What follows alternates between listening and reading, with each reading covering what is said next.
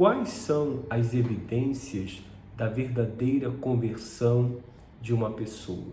É sobre isso que nós iremos falar hoje aqui no canal. Eu peço a você que ainda não é inscrito, que você possa vir aqui nessa parte inscrever-se, que você possa compartilhar esta mensagem, que você possa curtir esta mensagem e também você pode deixar aqui o seu pedido de oração para que eu possa estar apresentando a sua vida diante do Deus Todo-Poderoso.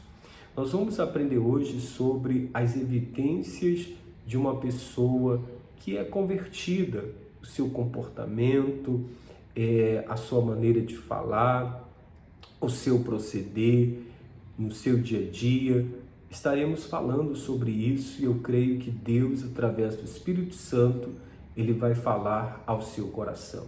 Primeiro que quando nós olhamos para alguém que é convertido a Cristo, ele deseja mais as coisas do alto. Os tesouros dele não estão aqui nessa terra, mas ele busca todos os dias ser revestido do alto. Cada dia ele procura aprender coisas novas com Deus. E nós vamos usar aqui hoje o livro de Colossenses, capítulo 3, para que a gente possa entender um pouco sobre essa conversão. Olha o que diz a palavra do nosso Deus. Diz assim: portanto, se foste ressuscitados juntamente com Cristo, buscai as coisas lá do alto, onde Cristo vive assentado à direita de Deus. Pensai nas coisas lá do alto, não nas que são aqui da terra, porque morrestes e a nossa vida e a vossa vida está oculta juntamente com Cristo em Deus. Quando Cristo, que é a nossa vida, se manifestar, então vós também sereis manifestados com Ele em glória. Primeiro que quando nós olhamos para alguém que é convertido a Cristo, nós vamos perceber que a pessoa, ela vai buscar as coisas que vêm do alto, ela vai falar de coisas espirituais. A gente percebe, por exemplo, a conversão de uma pessoa quando você conversa com ela, o momento que você passa com ela. É claro que nem sempre nós vamos estar falando apenas das coisas espirituais, porque nós vivemos no mundo terreno e precisamos também, como a Bíblia diz, dar não apenas a Deus o que é de Deus e a César o que é de César. Mas o cristão convertido, ele busca as coisas de Deus, ele busca as coisas do alto, ele procura viver uma vida em santidade, em comunhão com Deus. Ele sabe que as riquezas dele não estão nesse mundo, mas as riquezas que ele precisa, elas vêm do alto, elas vêm do Deus Todo-Poderoso. E quando nós morremos em Cristo, nós também iremos ressuscitar com Ele, nós iremos viver para Ele. Como é maravilhoso quando nós entendemos isso. A partir do momento que eu morro para o mundo, eu morro para a carne, eu morro para o pecado, eu consigo viver uma vida plena em santidade, em comunhão com Deus Todo-Poderoso. No versículo de número 5, a Bíblia diz assim: fazei, pois, morrer a vossa natureza terrena. Quais são as nossas naturezas terrenas? Ou seja, quais são ali até mesmo esse pecado terreno que ele fala sobre a prostituição, a impureza, a paixão, a lasciva, o desejo maligno, a avareza, que é idolatria. Ou seja, ele está falando aqui desses pecados, ou seja, fora os pecados morais, que são ali a prostituição, a impureza e a lascívia. Então, esses pecados terrenos, pecado que estão presentes na nossa vida terrena, nós conseguimos, ou seja, vencê-los quando nós morremos para Cristo. Então, quando você morre para Cristo, quando você morre para o mundo, quando você morre para o pecado, quando nós morremos juntamente com Cristo para esse mundo, nós vamos ter a capacidade, a força que vem de Deus também para que possamos matar a natureza humana, o pecado que habita, que há dentro de cada um de nós. Então, por isso que nós precisamos entender que Deus é aquele que nos reveste do poder, Deus é aquele que nos reveste do alto para que possamos viver uma vida em santidade, em comunhão com Ele. No versículo 6 a Bíblia diz assim: e por estas coisas é que vem a ira de Deus sobre os filhos da desobediência. Ora, nessas mesmas coisas andastes vós também, noutro tempo, quando viveis nelas. Então, existem algumas coisas que não convêm mais para o cristão, que não convém mais para o servo de Deus, ou seja, está até mesmo envolvido, seja através de pensamento, desejos, vontades, ou seja, a velha criatura, ela faz parte de um outro tempo.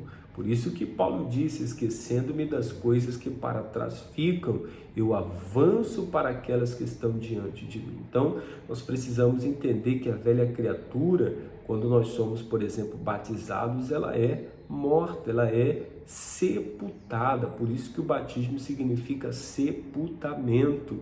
A gente não pode, de maneira nenhuma, ou seja, ressuscitar aquilo que já morreu. Então, se tem desejos, vícios, qualquer obra da carne, prostituição, lascívia, mentira, qualquer engano, qualquer coisa maligna que não vem de Deus, que fazia parte antes da nossa natureza, nós, ou seja, quando entregamos a nossa vida a Cristo, aceitando Jesus como nosso Senhor e nosso Salvador, logo isso também é tirado de nós. No versículo de número 8, agora a Bíblia diz: agora, porém, despojai-vos igualmente de tudo isso, a ira, a indignação, a maldade, a maledicência, a linguagem obscena no falar.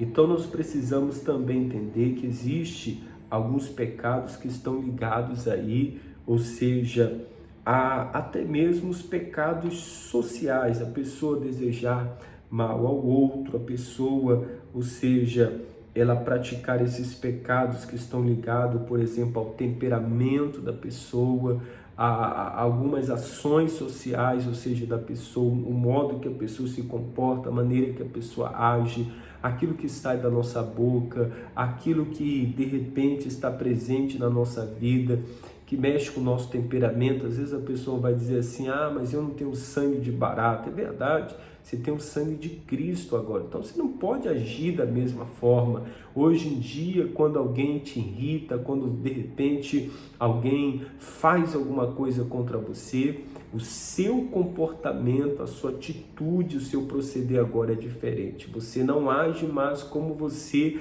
agiria em outro tempo. Por quê? Porque agora você tem o domínio próprio. Agora você tem o Espírito Santo de Deus, que ele faz com que você tenha domínio próprio na hora de falar, na hora que algo vem, mexe com seu temperamento, mexe com as suas emoções, você consegue ter o domínio, o controle sobre isso, até mesmo naquilo que você vai falar no nome de Jesus. Aí no versículo 9 ele diz: não mentais uns aos outros, uma vez que vos despistes do velho homem com os seus feitos. Então, uma vez que a pessoa ela é despida, ela não vai conseguir mentir, ela não vai conseguir praticar o mal, ela não vai desejar o mal para outra pessoa. No versículo 10 ele diz: e vos revestivos do novo homem, que se refaz em pleno conhecimento, segundo a imagem daquele que o criou. Então, nós somos renovados a cada dia. Cada dia nós somos revestidos de algo novo de Deus. Por isso que a misericórdia de Deus ela se renova a cada manhã. Por isso que Deus disse para o Abraão: anda em minha presença e ser perfeito. Nós podemos não ser perfeitos, mas andando com Cristo, andando na presença de Deus, constantemente nós seremos renovados por Ele. Quanto mais nós conhecemos a Deus, quanto mais nós conhecemos a Cristo, nós nos tornamos parecidos com Ele, semelhantes a Ele. No nosso vestir, no nosso falar, em relação ao nosso temperamento, em relação aos nossos desejos, em relação às nossas vontades, ou seja, nós seremos a cada dia aí revestido do poder de Deus. Então, busque comunhão com Deus, se relacione com Deus, busque intimidade com Deus, para que você seja revestido a cada dia, a cada manhã, e que a cada dia nós possamos matar a nossa carne, vencer o pecado, vencer os desejos, vencer as paixões, e que nós possamos aí viver uma vida vitoriosa com Deus Todo-Poderoso. Vamos orar. Eu quero orar por você, eu quero abençoar a sua vida no nome de Jesus. Pai, eu oro com cada pessoa que está aqui comigo agora, meu Deus, ouvindo esta palavra, assistindo esta pregação, e eu peço, ó Deus, toca na vida dela. Ó Deus, manifesta-te com teu poder, tira, arranca, meu Pai, tudo aquilo que não provém do Senhor.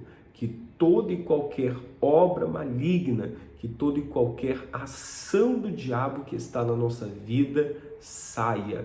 Eu digo agora pensamentos, desejos, vontades, ira, prostituição, vício, que toda ação do demônio saia da nossa vida em nome de Jesus. Pai, eu oro abençoando a vida de todos que estão orando comigo em nome de Jesus. Amém e graças a Deus. Mulher de Deus, homem de Deus, que Deus abençoe a sua vida. Guarde essa palavra no coração. Em nome de Jesus. Compartilha com alguém, se inscreva no canal, curta esse vídeo, nos ajude a alcançar um número maior de pessoas. Deus abençoe a sua vida. Forte abraço. Fica com Deus. Deus te abençoe.